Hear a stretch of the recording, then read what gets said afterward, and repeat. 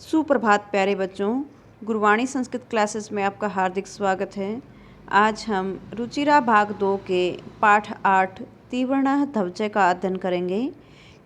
त्रिवर्ण ध्वज का अर्थ है तिरंगा झंडा। इस पाठ में राष्ट्र ध्वज के महत्व को बताया गया है। तो चलिए पाठ की ओर बढ़ते हैं। केचन बालका काश्चन बालिकाश्च स्वतंत्रता दिवसस्य ध्वजारोहण समारोहे सोत्साहं गच्छन्तः परस्परं संलपन्ते। केचन बालका कुछ बालक और काश्चन बालिकाश्च कुछ बालिकाएं स्वतंत्रता दिवसस्य स्वतंत्रता दिवस के ध्वजारोहण समारोहे ध्वजारोहण समारोह में सोत्साहम गच्छन्त उत्साह के साथ जाते हुए परस्परम संलपन्ति परस्पर वार्तालाप करते हैं। देवेश कहता है अद्य स्वतंत्रता दिवस, आज स्वतंत्रता दिवस है। अस्माकं विद्यालयस्य प्राचार्य ध्वजारोहणं करिष्यति। अस्माकं विद्यालयस्य हमारे विद्यालय के प्राचार्य ध्वजारोहणं करिष्यति, ध्वजारोहण करेंगे। छात्राश्च सांस्कृतिक कार्यक्रमान् प्रस्तोष्यन्ति। छात्र सांस्कृतिक कार्यक्रम प्रस्तुत करेंगे। अन्ते च मोदकानि मिलिष्यन्ति, अंत में मोदकानि लड्डू मिलिष्यन्ति मिलेंगे। डेविड कहता है सूचे हे सूची जानासि त्वं, क्या तुम जानती हो? अस्माकं ध्वज कीदृश, हमारा झंडा कैसा है? सूची अस्माकं देशस्य ध्वजः त्रिवर्ण इति, हमारे देश का झंडा तिरंगा है।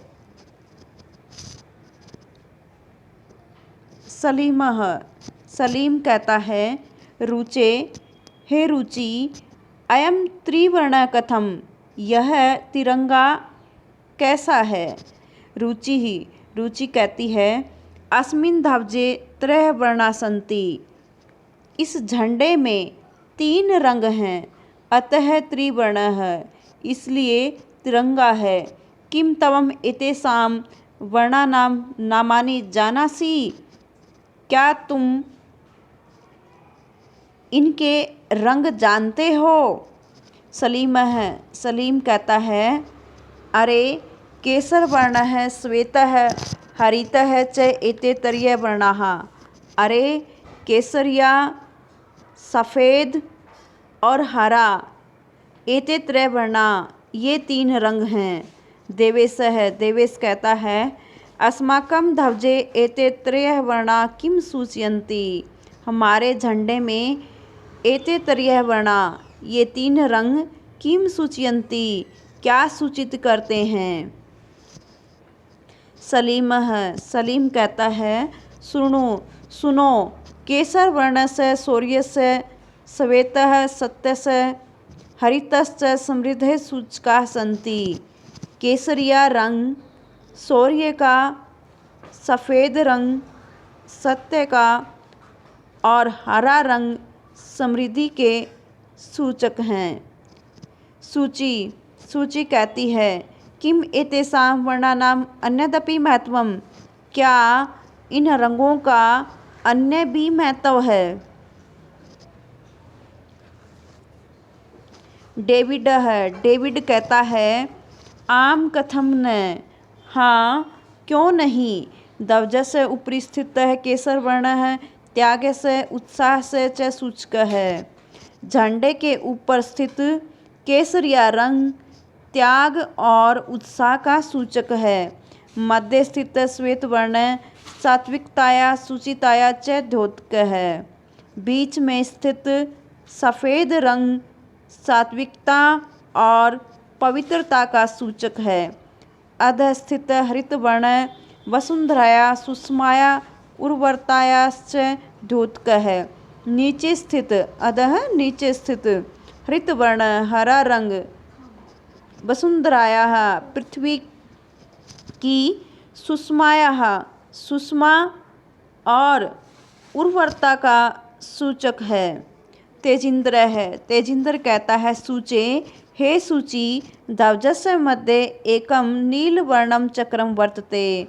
झंडे के बीच में एक नीले रंग का चक्र है। सूची कहती है आम आम हाँ हाँ इदम अशोक चक्रम कथ्यते। इसे अशोक चक्र कहते हैं। एतत् परगते न्यायस्य च प्रवर्तकम। यह परगते उन्नति का, न्यायस्य और न्याय का प्रवर्तक है या संचालक है। सारनाथे अशोक स्तंभ अस्ति। सारनाथ में अशोक स्तंभ है। तस्माद् एव एतत् गृहीतम्। उससे ही यह लिया गया है। प्रणव है। प्रणव कहता है अस्मिन् चक्रे चतुर्विंशति अराः सन्ति। अस्मिन् चक्रे इस चक्कर में चतुर्विंशति 24 अराः तीलियाँ सन्ति हैं। इस चक्कर में 24 तीलियाँ हैं। मेरी कहती है भारतस्य संविधान सभायां 22 जुलाई 1947 तमे वर्षे समग्रतया अस्य ध्वजस्य स्वीकरणं जातम्। भारतीय संविधान सभायां भारत की संविधान सभा में 22 जुलाई 1947 ईस्वी में समग्रतया संपूर्ण रूप से इसे ध्वजस्य स्वीकरणं जातम् झंडे के रूप में स्वीकार किया गया है। तेजिंद्र है। तेजिंद्र कहता है अस्माकं त्रिवर्णः ध्वजः स्वाधीनतायाः राष्ट्रगौरवस्य च प्रतीकः है। हमारा तिरंगा झंडा स्वाधीनता और राष्ट्र गौरव का प्रतीक है। अतः एव स्वतंत्रता दिवसे गणतंत्र दिवसे च अस्य ध्वजस्य उत्तोलनं समारोहपूर्वकं भवति। इसलिए स्वतंत्रता दिवस और गणतंत्र दिवस पर इस झंडे को उत्तोलनम फहराना समारोहपूर्वक भवति होता है। इसलिए ही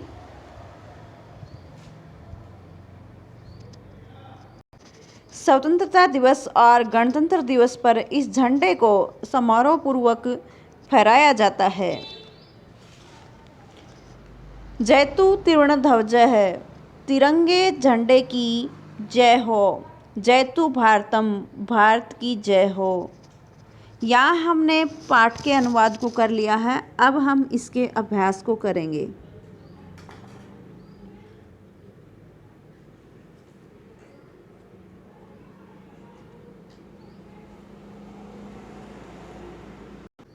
हमारा पहला प्रश्न है शुद्ध कथनस्य समक्षम आम अशुद्ध कथनस्य समक्षम न इति लिखत।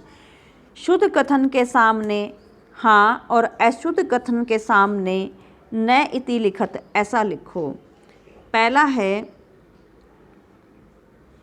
अस्माकं राष्ट्रस्य ध्वजे त्रयः वर्णाः सन्ति। हमारे राष्ट्र ध्वज में 3 रंग हैं।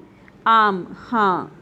ध्वजे हरित वर्ण शांति प्रतीक अस्ति। झंडे में हरा रंग शांति का प्रतीक है। नहीं। ध्वजे केसर वर्ण है शक्त्याः सूचकः अस्ति। झंडे में केसरिया रंग शक्ति का सूचक है। आम हाँ। चक्रे 63 अराः सन्ति। चक्कर में 30 तीलियाँ हैं। चक्कर में जो है 24 तीलियाँ होती है तो नहीं। चक्रम परगते द्योतकम। चक्र प्रगति का सूचक है। आम हाँ। हमारा दूसरा प्रश्न है अधोलिखित पदेषु प्रयुक्तां विभक्ति वचनम च लिखत। नीचे लिखे इन शब्दों में प्रयुक्त विभक्ति और वचन लिखो। यहाँ पर तर्याणाम इस शब्द में षष्ठी विभक्ति और बहुवचन का प्रयोग हुआ है। उसी प्रकार इन शब्दों में हमें कौन सी भक्ति और कौन सा वचन है ये लिखना है। समृद्धे षष्ठी भक्ति एक वचनम, वर्णानाम षष्ठी भक्ति बहुवचनम, उत्साह से षष्ठी भक्ति एक वचनम, नागरिकई तृतीया भक्ति बहुवचनम, सात्विकतायाः षष्ठी भक्ति एक वचनम, प्राणानाम षष्ठी भक्ति बहुवचनम, सभायाम सप्तमी भक्ति एक वचनम। हमारा अगला प्रश्न है एक पदेन उत्तरत, एक पद में उत्तर दो। अस्माकं ध्वजे कति वर्णा सन्ति, हमारे झंडे में कितने रंग हैं। त्रय है 3। त्रिवर्णे ध्वजे शक्त्यासूचक क वर्ण है। तिरंगे झंडे में शक्ति का सूचक कौन सा रंग है। केसर वर्ण है, केसरिया रंग। अशोक चक्रम कस्य द्योतकम अस्ति, अशोक चक्र किसका सूचक है। परगते प्रगति का। त्रिवर्ण ध्वज कस्य प्रतीक है, तिरंगा झंडा किसका प्रतीक है। स्वाधीनतायाः राष्ट्रगौरवश्च, स्वाधीनता और राष्ट्र गौरव का।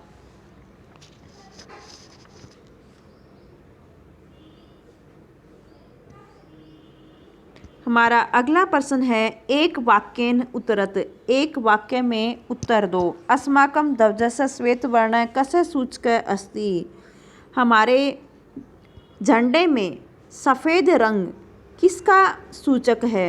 अस्माकं ध्वजस्य श्वेतवर्णः सत्यस्य शुचितायाः च सूचकः अस्ति, हमारे झंडे में सफ़ेद रंग सत्य और पवित्रता का सूचक है। अगला प्रश्न है अशोक स्तंभः कुत्र अस्ति, अशोक स्तंभ कहाँ है। अशोक स्तंभः सारनाथे अस्ति, अशोक स्तंभ सारनाथ में है। त्रिवर्ण ध्वजस्य उत्तोलनं कदा भवति, तिरंगे झंडे को कब फहराया जाता है।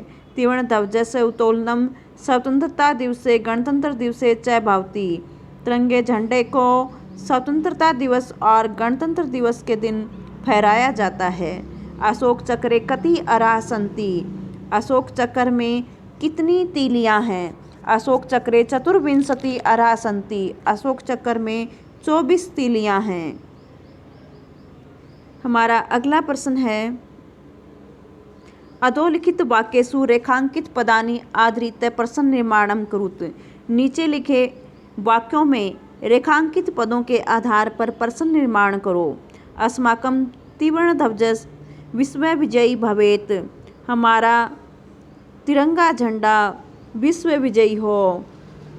तो यहाँ पर प्रश्न बनेगा अस्माकं कै विश्व विजयी भवेत्, हमारा कौन विश्व विजयी हो।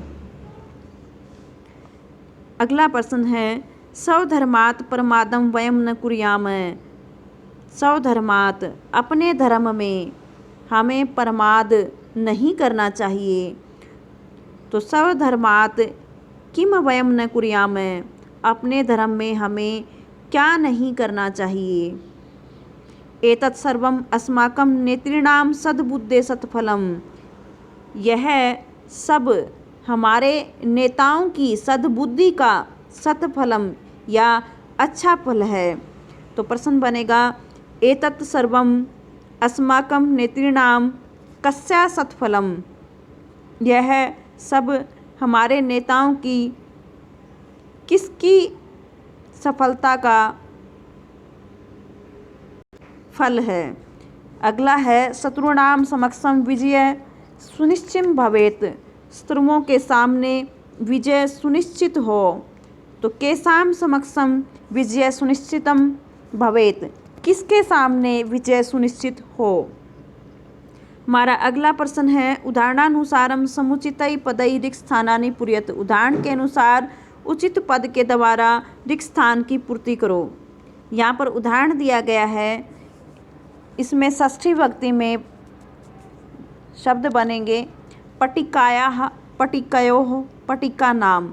उसी प्रकार अग्निशिखा शब्द से सप्तमी विभक्ति में बनेगा अग्निशिखायाम अग्निशिखयोः अग्निशिखासु।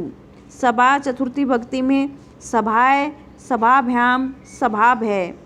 अहिंसा द्वितीय भक्ति में अहिंसाम, अहिंसे, अहिंसा। सफलता पंचमी भक्ति में सफलतायाः, सफलताभ्याम, सफलताभ्य। सूचिका तृतीय भक्ति में सूचिकया, सूचिकाभ्याम, सूचिकाभि। हमारा अगला प्रश्न है और यह अंतिम प्रश्न है। समुचित मेलनम कृत्वा लिखत, उचित मेल करके लिखो। केसर वर्णः शौर्यस्य त्यागस्य च सूचक है। शौर्य और त्याग का सूचक है। हरित वर्ण है सुषमाया, उर्वरताया च सूचक है। सुषमा का यानी कि सुंदरता का, उर्वरता यानी कि उपजाऊपन का। हरित वर्ण हरा रंग पृथ्वी की सुंदरता का और उपजाऊपन का सूचक है। अशोक चक्रम प्रगते न्यायश्च प्रवर्तकम। अशोक चक्र प्रगति का और न्याय का प्रवर्तक है या संचालक है। त्रिवर्ण ध्वज स्वाधीनताया राष्ट्र गौरवस्य च प्रतीक है। तिरंगा झंडा स्वाधीनता यानी कि स्वतंत्रता का और राष्ट्र गौरव का प्रतीक है। त्रिवर्ण ध्वजस्य स्वीकरणम 22 जुलाई 1947 तमे वर्षम जातम।